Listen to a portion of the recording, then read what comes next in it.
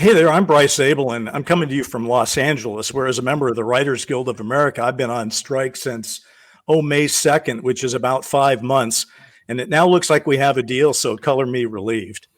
So much has happened in the world of UFO, UAP news since our last episode. We've had it all, really. NASA completely failed the transparency test with their news conference. We've got Peruvian mummies. We've got a new video from U.S. Border Control.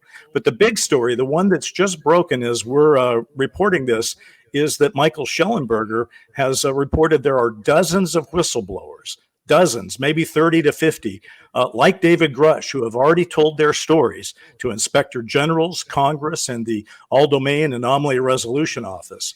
So with that on the table, let me bring in my journalistic co-conspirator, Ross Coulthart in Australia. Roscoe, I'm fired up and ready to go. How about you? Oh, g'day from down under, Bryce. My goodness me, it's been such a busy month, and you and I have been swanning ourselves and lying in the sun and enjoying ourselves. These Yeah. writers' strikes, they're just a doddle, mate. What do you do? Just sit around and lie in the sun all day by the pool? What's been happening? Well, I know that the producers we've been negotiating with would probably like people to think that. It's hard. It's hard being on strike. I've been on strike 4 times as a member of the Writers Guild. It's always about technology, to be honest with you. The first strike I ever was in was over the issue of VHS tapes. Remember those? Anybody? Yeah. So yeah, and this time, of course, the technology that was on the table was streaming and AI. And as we're recording this episode, something has happened. I've just gotten some the actual deal from the Writers Guild, and I want to just go over what it's because it's historic what they've decided to do and what the companies have agreed to when it comes to artificial intelligence. They have established some regulations for the use, and here they are. They're very, very interesting. First, AI cannot write or rewrite any literary material, and AI generated material will not be considered a source under this MBA, the minimum bargaining agreement. Wow, that's You know, huge. Yes, it is. And you know what it means? It means that AI cannot impinge on a writer getting their separated rights for creating a television series, for example. In other words, I've been lucky enough to get 5 creative buys on television series in prime time. And frankly, I'm glad I didn't have to share those with an AI. The other thing they say is a writer has the ability now to choose to use AI when performing writing services. This one I didn't see coming. If the company consents, and provided the writer follows the company policies, but the company cannot require the writer to use AI. Third, the company must disclose to the writer if any materials given to that writer have been generated by AI or incorporate AI generated material. And finally, the WGA reserves the right that exploitation of a writer's material to train AI is prohibited. So in other words, that would mean, I guess, in the future, you could have taken the top 1,000 screenplays from the last years and fed them all into an AI and just endlessly, put out material that would almost sound like a movie, but would still not be generated by human beings. So I think it's a big victory. And I know that the screenwriters who have been on strike with us since July have big issues about AI because they don't want their images. Imagine, Ross, that AI could memorize you and it could memorize me, our faces, our voices, and they could put out a podcast that you and I knew nothing about. Or to make this a segue into what we're talking about today, which is UAPs. I mean, the proliferation of fake UAP videos on the web is becoming an issue. I probably every day I get a dozen to 20 people sending me videos, images. And I haven't got the heart to tell people that, frankly, because of AI, these things are next to useless because they're so easy to hoax. You can literally tell AI these days to create a realistic-looking elliptical disc landing on the White House lawn and little green men from Zug getting out. And there's not a great deal you can do to verify whether or not there's any basis to that being a faked video. And it's a huge problem because one of the issues with detection of UAPs and monitoring of UAPs is actually being able to properly verify whether they're authentic or not. And I don't know whether we're ever going to be able to resolve that. Maybe we need some of those Writers Guild rules in the world of UAP social media. Well, we do. I mean, I think everyone's going to have to grapple with this, and it's not over any more than it was over when we figured out VHS tapes, because then we had to figure out DVDs and then Blu-rays and then streaming. But I've got a connection of AI to the UAP UFO issue. I thought I'd bring up because it's been on my mind recently. I've noticed that in certain public statements, authorities have used the phrase, and also in certain reports, which is basically, quote, "there's no evidence it's extraterrestrial." They've used different words to say it, but basically that's what they've said. And a lot of that legislation that we're going to be talking about in a minute doesn't use extraterrestrial or alien. The hot new phrase, of course, is NHI, or non-human intelligence. And Ross, I'm just wondering, is that parsing of the language on purpose? Is it because possibly people know something we don't know, and it definitely ain't extraterrestrial, but it's non-human? What do you think? Look, I think that's exactly right. I mean, I think one of the issues that we've got here is that a lot of the phenomenon seems to be on this planet, crypto-terrestrial. Or as David Grush suggested in his interview on News Nation with me, perhaps it's interdimensional. Perhaps it's coming from another universe, another dimension. I mean, one of the least likely explanations for all of this phenomena, I think, is that somebody's chugged in a spaceship for 100 light years across the universe in a slower than light speed craft, unless there's some kind of craft that allows them to warp space-time and to literally cross through the fabric of the universe instantaneously. I think what the NHI label is doing is giving us a tag which is not loaded with meaning. And I think there's a very good reason for that. And I think you're exactly right. And speaking of loaded meanings, Right. let's use this as a segue to clarifying something that came up in the last week or so. Thomas Monheim, the Inspector General of the intelligence community, he put out a statement to Tim Burchett that Tim, the representative for Tennessee, went ballistic over, quite rightly too. It appeared to be suggesting that the Inspector General was pouring cold water on the issue of whether or not he was investigating the complaints, the allegations of David Grush. And he specifically said that he wasn't doing an inspection and hadn't done an inspection, evaluation, or review. And I can categorically state that this is wordplay, absolute wordplay. The Inspector General of the intelligence community has been, and my understanding is still, investigating. The word is investigation.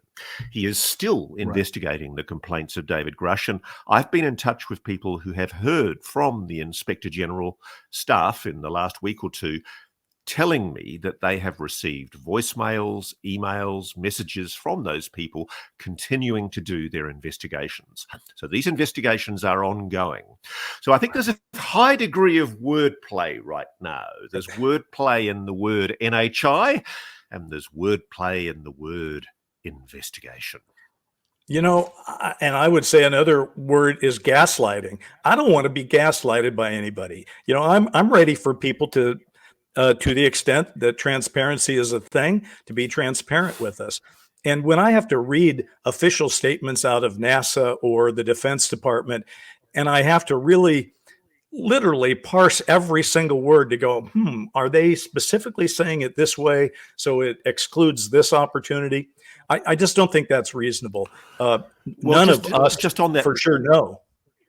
Yeah, just on that point, actually, that's a very good point, Bryce, because if we're talking about word passing and playing word games, one of the things that the Pentagon has done, and this has been misreported time and time again by the media are reporting that the Pentagon has said that there is no credible evidence of extraterrestrial life visiting this planet. Not true. Categorically not true. What the Pentagon has said through its spokesperson, Susan Go, I apologize if I've mispronounced her name, is that the AARO, the All-Domain Anomaly Resolution Office, has told the Pentagon that it has no credible evidence. And that's a very, very important difference. And I think what they're doing is they're playing word games because they don't want at this time to make an admission. And I don't quite know what's going on at the moment. We should be talking about that in a lot more detail. But I think people need to listen far more carefully, especially in the legacy media. They are so easily led. Oh my God, how stupid can you be? The media is just glibly reporting what the Pentagon tells them. And a huge part of the problem is that their national security and intelligence reporters are wholly dependent on these gatekeepers to give them the drops that they need on things like the Ukraine war, the China-Taiwan crisis, Iran, all of this. And it makes them so easily led on the broader issues of UAPs. Well, okay. I was going to save this part, Ross, for the NASA review, but I'm going to put it out right now as long as we're talking about media. Because during the NASA news conference to discuss the report that they had just put out about how they were going to participate in the UAP issue, this came from one of the reporters. This is Marcia Dunn of Associated Press.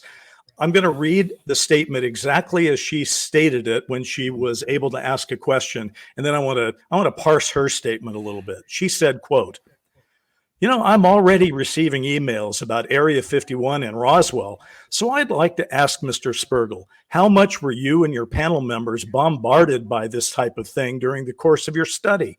And for the director of NASA, are you not naming this person who will be running the program for the very reason so they're not bombarded or hassled by the fringe element? Okay. Oh. I'm sorry, Marcia, but you get a big fail from me on that one. There's so much I'd like to say wrong, but here's NASA holding a news conference saying, we're all about ending stigma. Okay, fantastic. Then you got a media that's still all involved in stigma. I mean, here she is giving them a pass, giving them the excuse for not naming the person who is going to be running their investigation. She's saying, well, you wouldn't want those crazy UFO people to bombard you and harass you.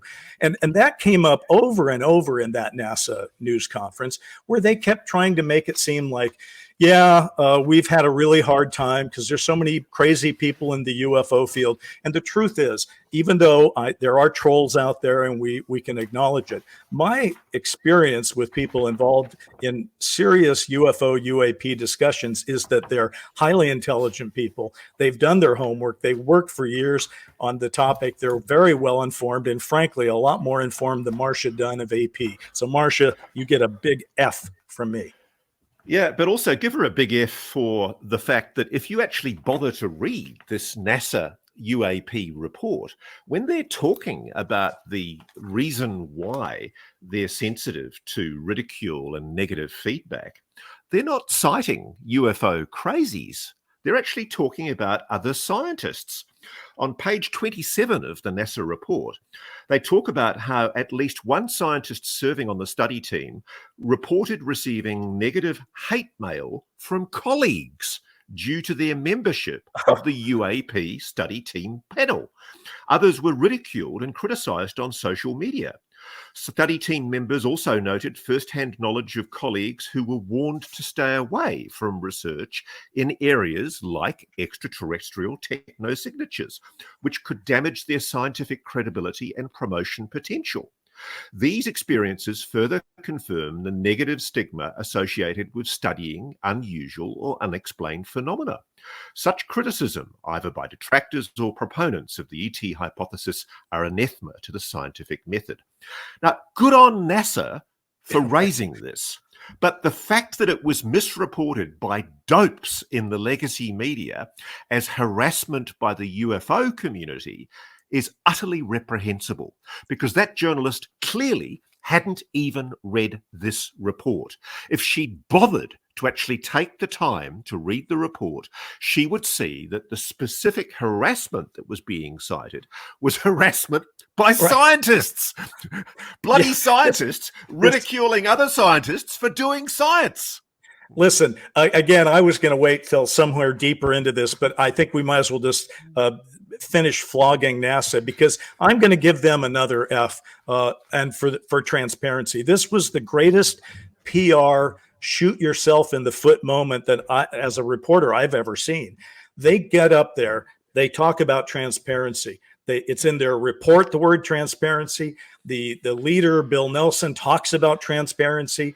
All the people on the panel talk about transparency. And then they have a new leader who's going to be running this program for them, the UAP research going on at NASA. And they won't tell us their name. Now, yeah, but they did in the end, though.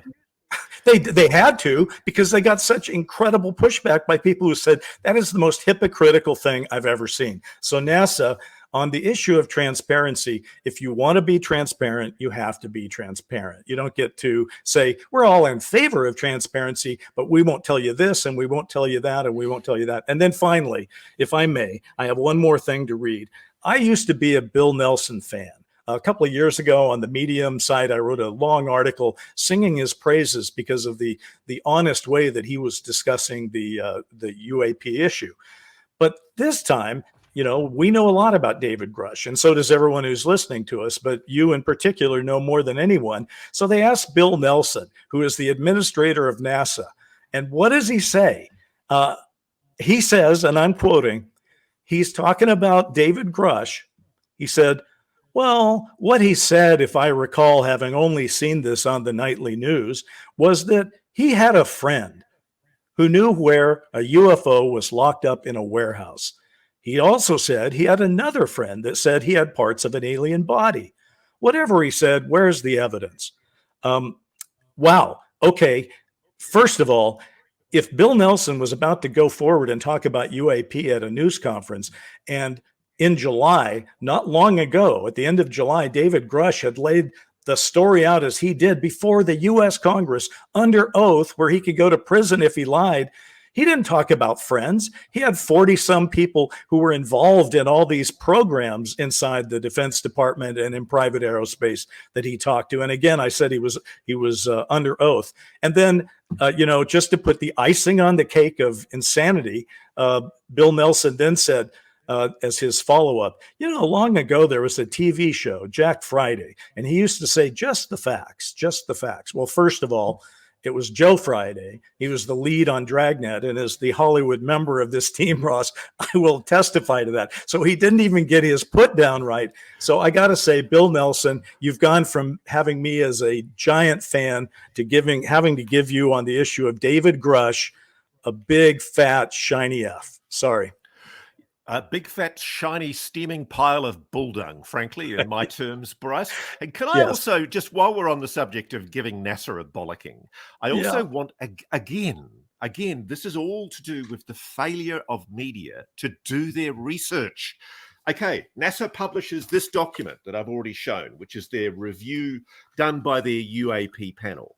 And on page 25, they explain the reasons for their conclusion that there is no evidence of an extraterrestrial origin at this stage for UAPs. And they specifically state, to date, in the peer-reviewed scientific literature, there is no conclusive evidence suggesting an extraterrestrial origin for UAPs. So the press conference at NASA, I think, was left with the overwhelming impression that NASA was speaking, its panel was speaking on the basis of a review of all of the evidence that NASA has acquired in its long history. The videos from the STS missions, the anomalous objects seen on Apollo missions and reported by astronauts. That's not true. And so the media, yet again, because they are such fucking dopes, fail to ask the basic questions that allow them to elicit the truth from NASA. They had an opportunity to properly question the boss of NASA about what was really going on. There's an admission here that they only reviewed peer-reviewed scientific literature. Why? Why, if NASA had an opportunity to do this kind of review, didn't it look at some of the evidence that's been presented by countless people on the web over many, many years? You know what they're doing, Ross, is what we've complained about on this show many times, which is there is a tendency among the people who are getting involved from the government side right now to pretend that nothing really happened until maybe Nimitz in 2004. And certainly only to talk about recent time. And NASA has taken it a step further, saying, we're not going to look at anything classified and we're looking straight ahead. But I just wanted to set the record straight. NASA was created in 1958, which, by the way, there were a lot of UFOs being seen all over the world in 1958 by that point. And just so NASA shouldn't forget its own history, they may have accepted doing the UAP report this year, but in 1977, President Jimmy Carter, just elected in the White House, sent his science advisor to ask NASA Administrator Frosch if NASA will now study UFOs and get back to the president with a report on it. And you know what? The NASA administrator back then said, no, we're not going to do that. They turned down the opportunity. So I think that there is a history with NASA that they've conveniently forgotten. And more than that, I would like NASA to acknowledge not only do they have a lot of data, if everyone's talking about the data, NASA has data going back to the beginning when back to 1958, they've been collecting data. So to say they're not going to talk about it now seems very disingenuous. But also, what about the astronauts? I'm going to give you 2 incidents that NASA knows damn well happened, but of course they couldn't talk about this because it's history. James McDivitt on the Gemini 4 flight in 1965 reported observing a cylindrical shaped object with an arm sticking out of it. Okay, does that sound like anything we've heard of before? Maybe even a Tic Tac?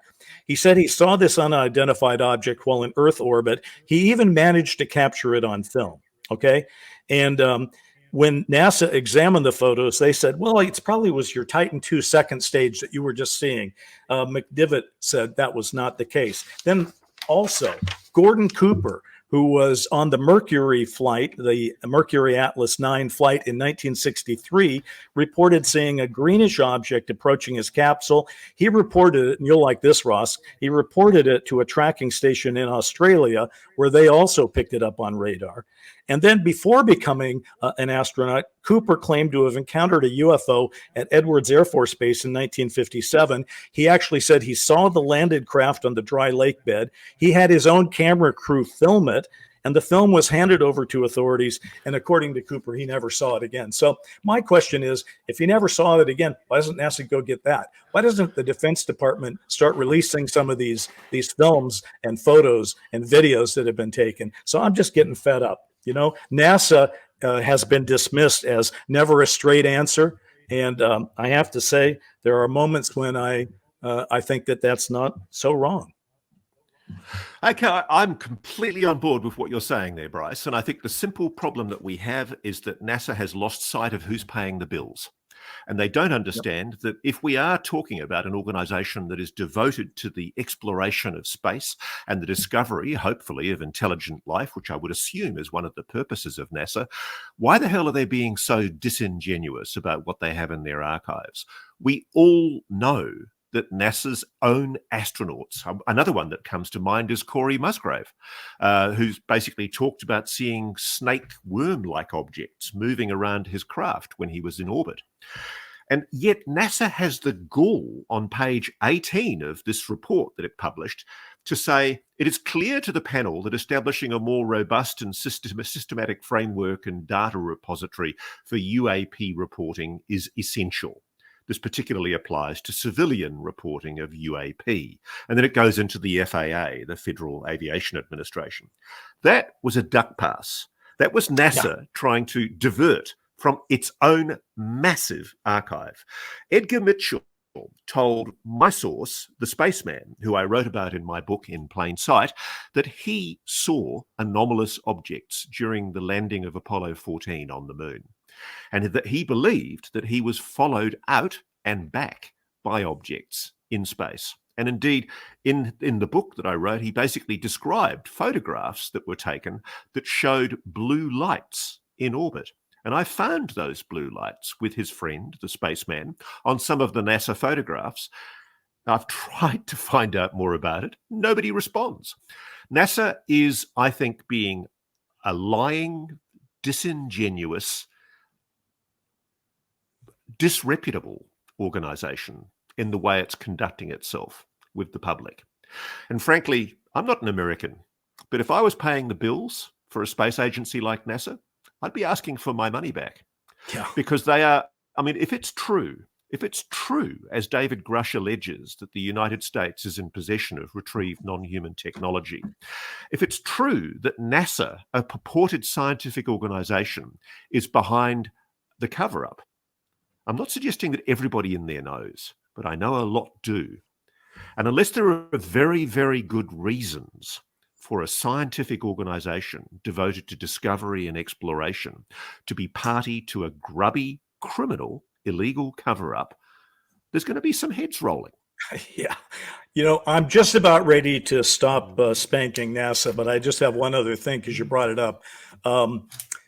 On the book that I wrote with Richard Dolan, Edgar Mitchell was nice enough to give us a blurb. And what Mitchell said at the time regarding NASA, he said that on the way there and back, that his flight and other flights were, I believe the phrase he used, were accompanied by something. Yeah. Well, you know what? I don't know that Edgar Mitchell's probably the bravest astronaut that ever served, because he's the guy that piloted Apollo 14, which came right after Apollo 13, never almost killed everybody on board. So I think you got to give a lot of credit to Edgar Mitchell. So yeah, NASA can, but you know what? Let's move on. I have a question from the last episode that I wanted to run past you. Sure. Is that okay? Or do you have something else on Fire away. NASA? No, I've probably vented enough about NASA for the moment, mate. Yeah, I know. My blood pressure, that my doctor says, get your blood pressure down. So I have to take a vow never to speak of NASA again. Listen, here's the thing. Our last episode was called Pushback. And we were talking about how particularly David Grush had been the victim of pushback, where the intel community had sort of leaked out the essence of certain things from his I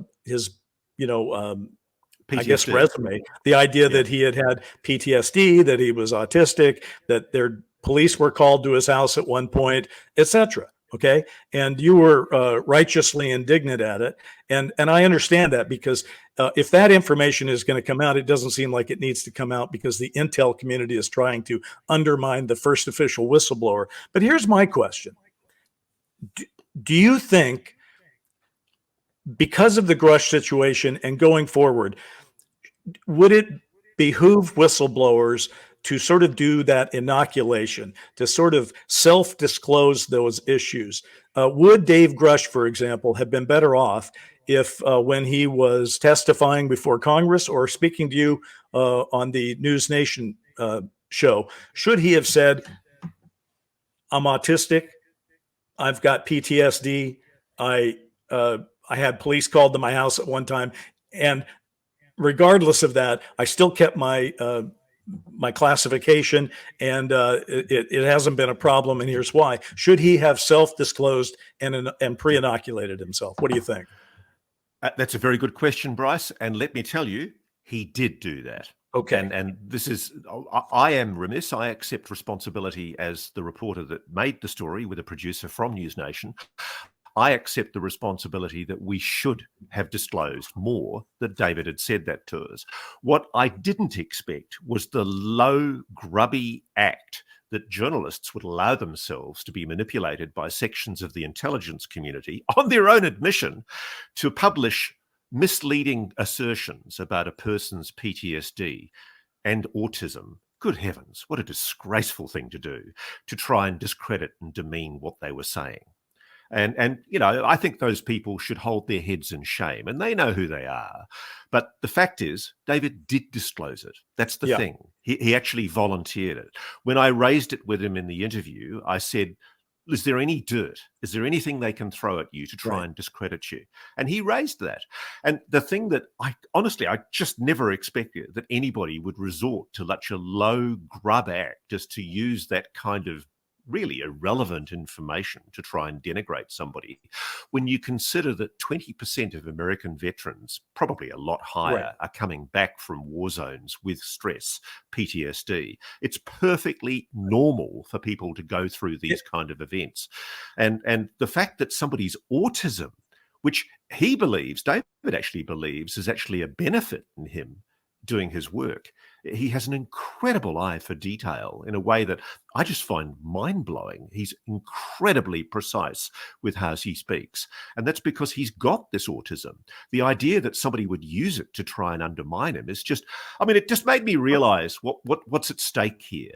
What's at stake here is what we're seeing. We're seeing sections of the intelligence community pushing back, using tame congressmen, tame journalists to try to undermine the allegations of David Grush before they're properly investigated. Let me just ask you this, though. You know, we do ask presidential candidates to, you know, we ask them if they will put out their tax returns. Trump didn't do it, but most have. And we also expect presidential candidates to be upfront and to sort of clear the air about whatever their history is. Main reason I'm not running for president. But I do think it's a little strange that we can't put all the negative on the Intel community for doing what they sort of have trained to do. And I think it behooves future whistleblowers and future reporters to say this is an issue. It will be used as a sword against somebody, so that the best time to get it out is at the beginning. Make it all part of one package of sort of disclosure and revelation, so that the UFO UAP reality issue can have its own transparency. I mean, that's my take. I take the same umbrage you take to see it wielded against a person who is what I think a national hero, David Grush, but I also understand it. I think that like what I'm trying to remember is in the edit of your News Nation piece, I know that he said those things to you, but they didn't keep him in the piece, did they, or did they? No, and that wasn't my call, I'm afraid. I mean, look, Yeah, to be honest exactly. with you, none of us actually expected that anybody would even think that was remotely relevant, and it's not. But I think really. it is relevant. I mean, I don't want to, get in a big fight about this thing because, I'm a big fan of yours and David Grush's, but I think all of us who put ourselves into a public place, like, I don't think two guys with a podcast are the same as a U.S. senator or a candidate for president or a whistleblower. But if you're going to take a public stand like that, you've got to let people know who you are, and you got to give them the good with the bad. That's my take. Going forward, we're certainly of these 30 new whistleblowers, if that's the case, it wouldn't be a bad thing if they all knew that if they've got skeletons in the closet, they either should drop out of their testimony or they should lay it out first or foremost. I mean, that's my take. I don't want to. I agree with you. I actually do agree with you, and I think we would do things differently if we had the opportunity again. I think it's one of those things you learn by. I think I'm aware of other whistleblowers who are, well, some of them have actually given evidence to either the Senate or to the Inspector General, and they're frightened of coming forward in a public way, not just because of their security oath, but because, they're worried about aspects of their personal life being dragged out and used against them. And I think the thing that is, I don't mind or begrudge any journalist raising legitimate concerns that go legitimately to a person's credibility. But as sadly, and I won't name the journalist involved because I think he's realized his mistake, but as sadly, when one journalist admitted that he was being fed information about David Grush being used in a way to denigrate him, I think it behoves that journalist to basically ask the question, why am I being fed this information? Does this information legitimately raise a question about the competence, the credibility of that witness in a way that really does go to the doubt about his allegations? I don't think it did. And I think in the end, in the wash up, that's the result. I think you're right. Let's move on to this Schellenberger reporting, which I know you know a lot about because you're talking to the same kind of people. But why don't you bring us up to speed on that? Because that seems to be the story of the moment. Michael Schellenberger is, as we all know, a renowned environmental journalist, and a lot of debunkers have said, who's he? Why is he writing about UFOs? You know, he's not a UFO expert. And the bottom line is he's done some fabulous work because, like me, he's been able to make contact with people in the legacy crash retrieval reverse engineering program. And, you know, the one thing I ask as I go through Schellenberger's fantastic article, it's in Substack, and it's headed "Dozens of government UFO whistleblowers have given testimony to Congress, Pentagon, and inspectors general, say sources." And it's co-written by Michael Schellenberger, Andrew Mohar, and Phoebe Smith. And look, I don't know the name of the site, and I apologize to Michael It's called for not Public. knowing it. It's called Public. Is that his website or something? That's where it came from. I honestly am not as familiar with it either. So, Yeah. but I do know But it's that he appears on News Nation often, as do you, and I have from time to time. He's done many interviews, and he's always good. Yeah. So it's public.substack.com. And it basically reports that shortly after David Grush gave testimony to Congress, you know, a lot of people were wondering how much credence could be placed in his testimony. And the oft-reported rant from the debunkers and skeptics has been that he's got no evidence. There's nobody to back up his case. And this has been the most disingenuous, misrepresentative series of assertions by people who call themselves skeptics.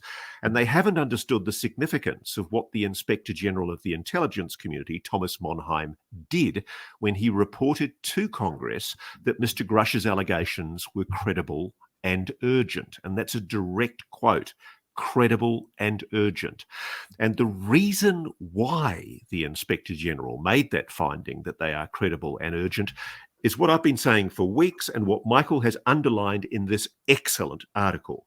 He talks about the fact that there are dozens of witnesses who've come forward either to the Congress, the Senate Intelligence Committee, possibly also the Senate Armed Services Committee, the House Permanent Select Committee for Intelligence, and they have been giving evidence now for up to 2 years. Hours and hours and hours of oral testimony, which has been recorded by congressional staffers, taken down in deposition as oaths, under oath. If these people are lying, then they face criminal prosecution. David Grush faces 5 years in jail if he has misled Congress. And the reason why he's so confident is because he hasn't. Because he's got the backing of 40 plus witnesses. And this is what Mr. Schellenberger does so well in this excellent article, which I really commend to everybody. He's basically talking about the fact that there are witnesses that he's in touch with, and whom I suspect I'm also in touch with, who are telling him that, firstly, Thomas Monheim, the Inspector General of the intelligence community, is investigating the Grush allegations complaints. The investigations division is completely structurally separate from the audit, inspections and evaluations section of the IG, of the Inspector General. And now he's very, very careful to say that there is no direct evidence that they have, these reporters, to prove that definitively that there is evidence of extraterrestrial or non-human intelligent life. But the simple fact is that there are sources who have testified under oath, dozens of them. He says, I hadn't heard this high, but he says, 30 to 50 government employees or contractors have gone to the DOD's All Anomaly Resolution Office to offer testimony about UAPs. And that's where I get worried. This is where I'm really worried, because I do know that people have spoken to AARO, to Dr. Sean Kirkpatrick. Why is he continuing to maintain, as he has testified, that there is no credible evidence of extraterrestrial life? Or is he playing those word games that we talked about at the beginning of this conversation? What would he say if he was asked, is there any credible evidence of non-human intelligence? He's definitely playing word games. I think he's going to be fired one of these days. Either that or he'll be promoted for doing such a great job wordsmithing some of his responses. It's interesting because you and I have gone back and forth on are we having a sizzle or a fizzle moment? I hear 30 to 50 whistleblowers and I go, this is pretty big thing to keep boxed up for much longer. I'm actually becoming more optimistic that we are moving toward a place where what David Grush said is going to become accepted fact. I'm curious whether you think that, am I just a dreamer, or do you share any of that positivity? Oh, my friend, look, what I'm hearing is that Ohio Representative Mike Turner really is leading a pushback. And that, as Michael Shellenberger says in this article, as high as the Lloyd Austin, the boss of the Defense Department, there is a resistance that talking about the UAP issue is to jeopardize national security. And what I don't mind, I actually have a huge respect for any military person who's basically saying that national security could be compromised. Maybe they know something that we don't, and we need to accept and acknowledge that. Maybe there is something we don't know that would explain why very senior people are saying it would jeopardize national security to reveal this. But why lie? Why deliberately mislead the American public? Why corrode the belief in the Defense Department? Why undermine public faith in institutions by continuing to perpetuate the notion that there is no evidence of non-human intelligence? Because, frankly, there is evidence. I know that's a flat-out lie. It's a complete lie. Now, whether that evidence is credible, certainly the Inspector General thinks it's credible because he's referred it to the Senate for investigation. And what I don't understand, what I truly do not get, is the cognitive dissonance between what's happening right now in Congress, where you have people of the reputation and distinguished service of Chuck Schumer, the Senate Majority Leader, who are basically giving credibility to the possibility of a non-human intelligence by proposing amending legislation to the National Defense Authorization Act and the Intelligence Authorization Act that talks about a non-human intelligence. There is absolutely no way that senior congressional leaders would be talking about this stuff unless they knew there was something to it. And more importantly, if the White House wasn't already involved, which I know for a fact it is. There are people in the White House that are across this issue. And so when Shellenberger, as he's written in this superb article, when he's basically gone comprehensively through, and I mean, there's stuff in here which took my breath away. He flatly alleges, for example, that there has been a successful reverse engineering of a triangle-shaped craft with unconventional propulsion. I've never alleged that. I've never heard that from my sources, but this is really interesting. This is going one step further than what I've heard. Yes, he's also talked about contact and collaboration with non-human intelligences, which David Grush referred to in his interview with me, agreements. There's also active and ongoing government disinformation operations, true. Kinetic military action with UAPs, yes, tick, we've also talked about that on this show. The testing of materials obtained for retrieved craft, yes. And then he's also specifically mentioned reverse engineering programs by the US, Russian, and Chinese governments. So it's really interesting to hear that Michael and his colleagues are getting independent corroboration of this from their own sources, as am I.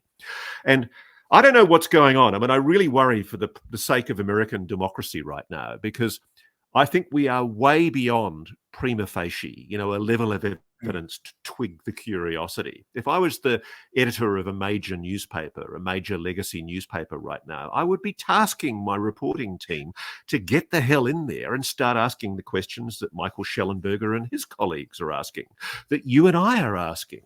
Because the simple fact is there are sources that, if you dig, are willing to engage. And at the moment, what's happening, just to bring this all into the context of Congress, Congress is wondering whether you, the audience out there, care enough about this issue to push it as an election issue in the 2024 election. Because I think that... Go ahead. Go ahead, finish. No, up. I think that it should be an issue in the 2024 It should be an election. issue. I can pretty well guarantee it's just not going to, after we saw how Chris Christie was, treated it when he got asked about it. But, just to sort of finish up, if this is like part 2 of our last episode, pushback, I do think it is more than a lot of people when they discuss this will say things like, "Oh, it's all about the technology," and they don't want to admit the technology because these things aren't driving around on gasoline, and therefore it's all about the oil. I don't think that. I actually think that we are in a disclosure-ish moment at this time that will probably, just think about it. What David Grush said was shocking, and now Schellenberger has added 10 other little details around it that are equally shocking. I think the reason for the pushback and the place we're at right now is that whatever this means, the people who have been sort of managing the situation and the secrecy,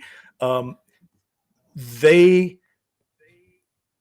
know that you can't be a little bit pregnant. You can't just say, okay, we are confirming crashes and reverse engineering, but we don't want to answer you about where they're from and what they want. You can't do that any more than NASA can say we're in favor of transparency, but you can't know the name of the person that runs the program. I believe, Ross, and again, I don't have facts to back this up at this point, so this is just me telling you and our listeners and our audience, but I think the problem is the answer to this is too strange, too weird, too bizarre, and it's troubling. And the reason they keep it quiet or have tried so successfully for all these years and are still fighting about it right now is because it's not going to go down easy. I agree with you, my friend. I think part of this is that there are a bunch of guys at high levels in the intelligence community and the Pentagon who are used to being able to give definitive answers, and they can't give a definitive answer.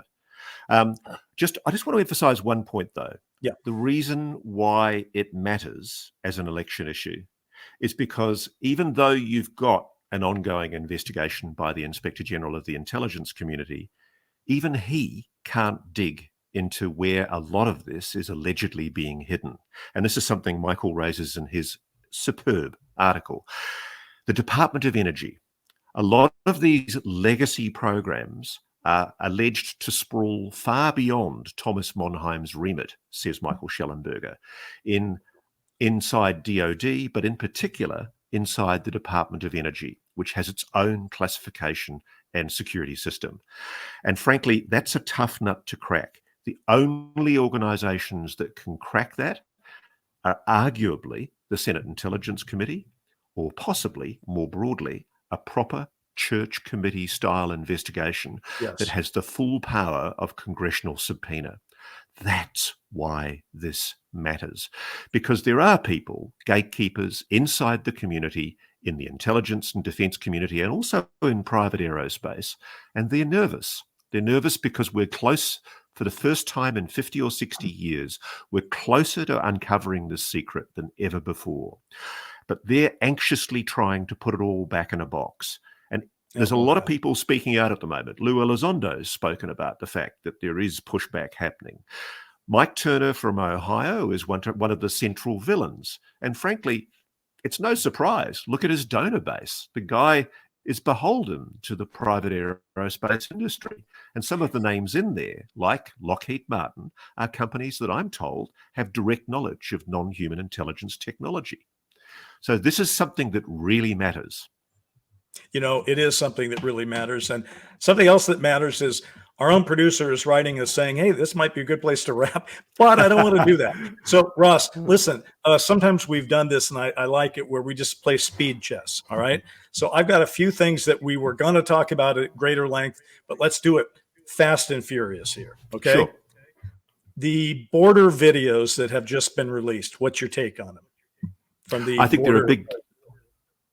I actually favor my friend Jay from Project Unity's view, which is that they're a big distraction, that what they were deliberately doing was to plant videos that could quite easily, some of them, be debunked. And I don't think that all of them are anomalous.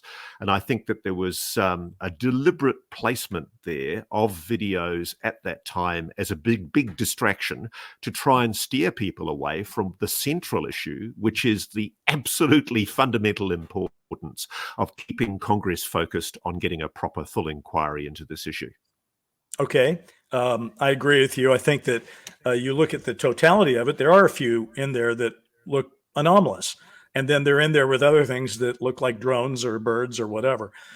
Peruvian mummies that were trotted out in Mexico while we were getting our heads together. What about the Peruvian mummies? Are you a believer, a non-believer, what? Impossible to reach a conclusion at this stage. I spoke to Terry Yamin through an intermediary who's the Peruvian-based French archaeologist who was doing that research about a year ago. I was approached and invited to have a look at the evidence. And unfortunately, I just didn't have the resources to travel to Peru to do that kind of work. But my strong view is that it's very, very important that there be rigorous, objective, independent, aggressive scientific peer review before we reach any conclusions.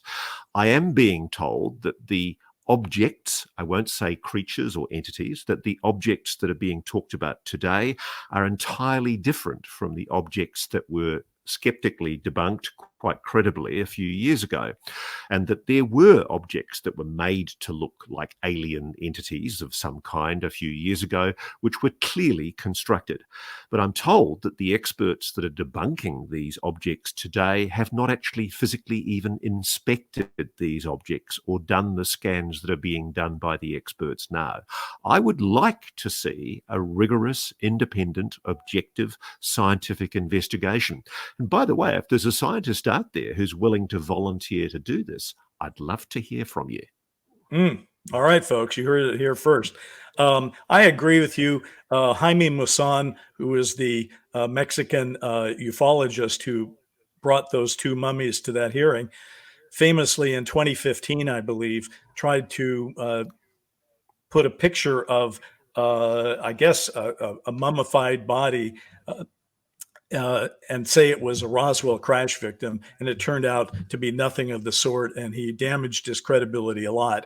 So, you know, he starts in a hole on this one. Okay, and then this one. So, as you know, sometimes we do polls here on our Twitter feeds because we have so many people on our Twitter or X feeds that we can get a lot of people voting, and it's kind of interesting just to see how people turn out. So this time we asked just a day ago, which of these deceased UFO researchers made the greatest contribution to our understanding of the phenomenon? I'm going to give you the four choices. X only gives you four choices, folks. And they had to be deceased. Here are the four. We have J. Allen Hynek, Stanton Friedman, Major Donald Keyhoe, and James McDonald. A pretty good group of people, all of whom did a lot of great work. Who do you think won this one? Oh boy, maybe Hynek. It's for having the courage to go against the conventional view that he pushed whilst he was working in Project Blue Book.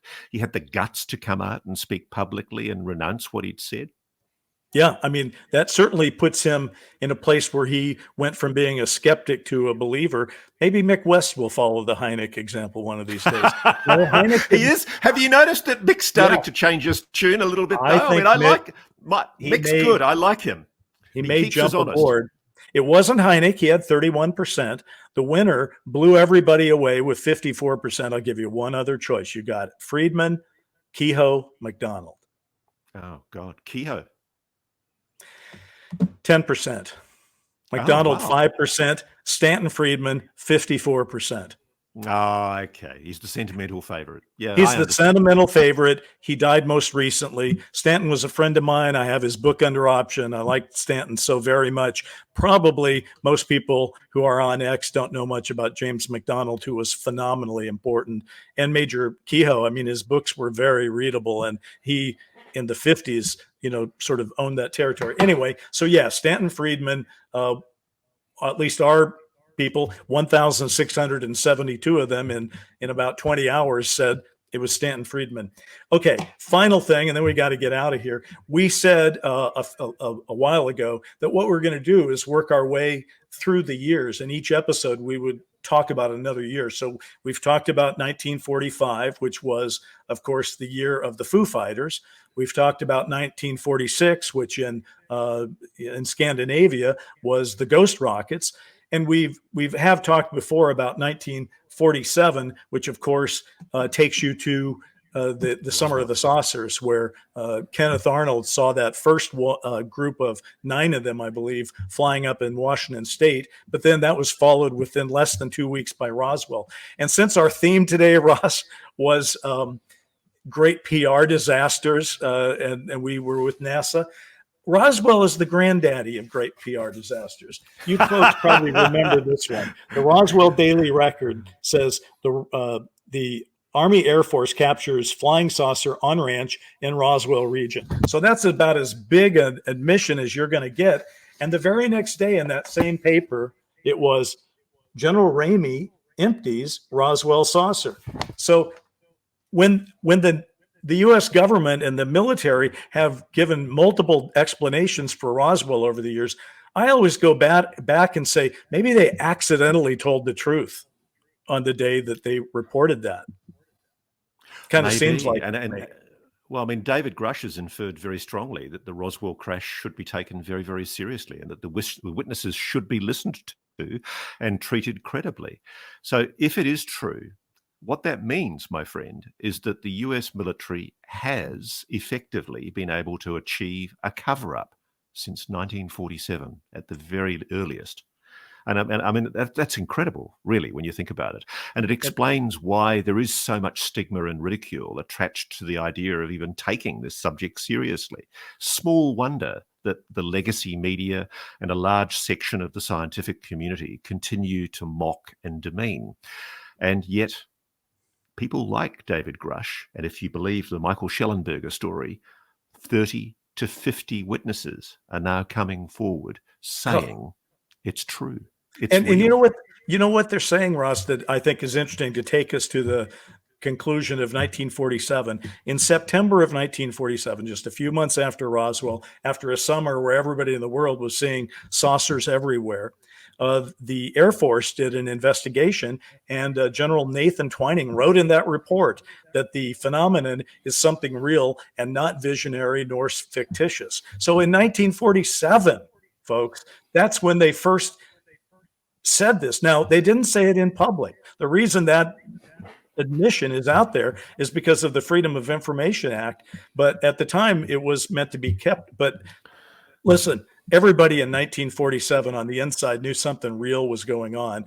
And the idea that some 76 years later, we finally get some reports and some people looking in the camera's eye and saying, yeah, they're real. I mean, wow. That's a long time coming, and I hope what we are about to go through doesn't take nearly as long. I hope we just get in and do it. So with that, I'm kind of done for the day. What about you? I think that's a wrap, mate. That's a wrap.